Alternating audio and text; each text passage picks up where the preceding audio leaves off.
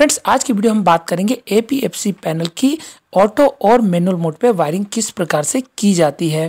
Friends, सबसे पहले हम बात कर लेते हैं APFC panel electrical sub station में कहाँ पे इंस्टॉल किया जाता है।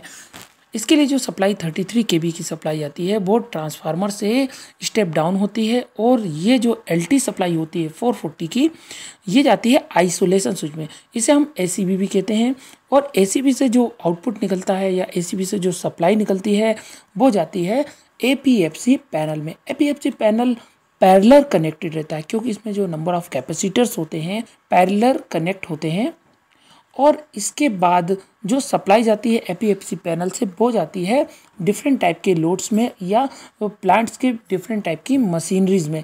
इस प्रकार APFC panel electrical sub station में इंस्टॉल किया जाता है। फ्रेंड्स, अब हम इसके बाद बात कर लेते हैं एपीएफसी पैनल में जो कंट्रोल वायरिंग्स होती है वो किस प्रकार से की जाती है। इसके बारे में हमको पता होना चाहिए। अब हम सेकंड स्लाइड में देख लेते हैं कि एपीएफसी पैनल में कंट्रोल वायरिंग कैसे की जाती है। अब हम यहाँ समझ लेते हैं कि एपीएफसी पैनल में ऑटो और मैनुअल किस प्रकार से वायरिंग की जाती है। यहाँ जो सप्लाई आती है वो एमसीसीबी के द्वारा आती है। उसके बाद एमसीबी लगाया जाता है और उसके बाद कॉन्टेक्टर यूज किया जाता है। यहाँ पे पहले एमसीबी यूज की जाती है, उसके बाद कॉन्टेक्टर लगाए जाते हैं और इन दोनों कॉन्टेक्टर की सप्लाई कैपेसिटर्स में आती है। यहाँ दो पावर कैपेसिटर यूज किए गए हैं और इसके बाद हम यहाँ एक एमसीबी के द्वारा पावर फैक्टर कंट्रोल को सप्लाई देंगे। यहाँ दूसरी एमसीबी जो होती है वो वोल्टेज को मेजर करने के लिए की जाती है और इसके अलावा सीटी की सप्लाई भी पावर फैक्टर में कनेक्ट होती है। इसमें इस चीज़ का ध्यान देना है कि जो सीटी और ये जो मेजरिंग वोल्टेज है वो सेम बस बार में ही होना चाहिए, क्योंकि अगर ये दूसरी बस बार में कनेक्ट हो जाएगा तो वोल्टेज और करंट के बीच में जो फेज डिफरेंस है मेजर नहीं कर पाएगा और एरर आएगा। इस कंडीशन में इन दोनों को सेम बस बार में लगाया जाता है। इसके बाद P1 सप्लाई आती है जो इसमें रिले कॉन्टैक्ट के द्वारा अलग अलग कैपेसिटर में जाती है। यहाँ पे 1 से 6 और 7 से 12 तक कैपेसिटर हम कनेक्ट कर सकते हैं। यहाँ टोटल 12 कैपेसिटर इस कंट्रोलर में कनेक्ट कर सकते हैं। अब यहाँ पे ऑटो और मैनुअल के लिए यहाँ एक स्विच दिया होता है जो ऑटो और मैनुअल मोड पे वर्क करता है।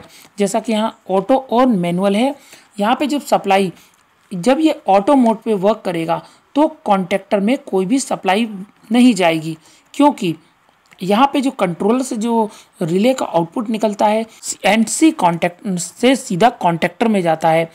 और दूसरा जो सप्लाई जैसा कि आप देख रहे हैं जो ग्रीन कलर की सप्लाई है ये डायरेक्ट एनसी कॉन्टैक्ट से सीधा कॉन्टेक्टर में जा रहा है। जब ये इसमें जो सप्लाई के कनेक्शन होते हैं वो सारे किसी भी मैक का कंट्रोलर होगा सब में कॉमन ही होते हैं। इसके अलावा एक सप्लाई और ली जाएगी जो कि मेन बसबार से लेते हैं, उसको एक सिंगल एमसीबी का यूज़ करके हम इस कॉन्टेक्टर के एनओ पॉइंट में देंगे। और जो एनओ पॉइंट में जो सप्लाई दी गई है ये यहाँ पे एनओ से होके सीधा स्टार्टर के पुश बटन्स में जाएगी। यहाँ पे मैंने स्टार्टर की वायरिंग नहीं की है, बाकी आप इसमें डॉल स्टार्टर की तरह इसमें वायरिंग की जाती है जिसमें कंट्रोलर से कॉन्टेक्टर से इसको कनेक्ट किया जाता है। और इसके अलावा मेनली हम मैनुअल मोड का तभी यूज़ करते हैं जब हमारे कैपेसिटर में जब हमारे कंट्रोलर में कोई प्रॉब्लम्स आ रही होती है तो हम यहाँ पे मैनुअली मोड पे इसको ऑन और ऑफ कर सकते हैं।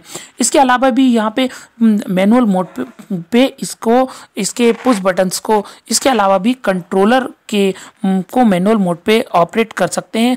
इसमें जो बटन्स दिए होते हैं आप प्रोग्रामिंग में जाके इसके कैपेसिटर को ऑन और ऑफ कर सकते हैं, लेकिन हम अपनी सुविधा अनुसार इसको मैनुअली मोड पे स्विच करा के पुश बटन्स का यूज करके ऑन ऑफ करके इन कॉन्टेक्टर्स को होल्ड कराते हैं और एपीएफसी पैनल को ऑपरेट कराते हैं।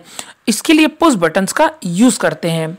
और यहाँ पे जो एपीएफसी पैनल की जो वायरिंग दी हुई है सभी कंट्रोलर्स में सेम ही होती है, लेकिन सिर्फ मैक का अंतर होता है, बाकी कंट्रोलर्स में वायरिंग सेम होती है। यहाँ एपकोस का जो कंट्रोलर यूज किया गया है उसकी वायरिंग यहाँ दी गई हुई है, जो ये मैं दिखा रहा हूँ यहाँ पे इसकी वायरिंग दी गई है। इसको आप आसानी से समझ सकते हैं और इसका मैनुअल इस वीडियो के डिस्क्रिप्शन में दिया हुआ है, उसमें आप जाके रिफर कर सकते हैं और डाउनलोड करके आप इसकी वायरिंग देख सकते हैं और इसकी प्रोग्रामिंग किस प्रकार से की जाती है वो भी समझ सकते हैं। आई होप मेरा वीडियो आपको पसंद आया होगा और मेरे वीडियो से जुड़े रहने के लिए चैनल को सब्सक्राइब और वीडियो को लाइक कीजिए। इसी प्रकार के नॉलेजेबल वीडियो आपको मिलते रहेंगे मेरे इस चैनल पे। तब तक के लिए थैंक्स फॉर वॉचिंग। जय हिंद, जय भारत।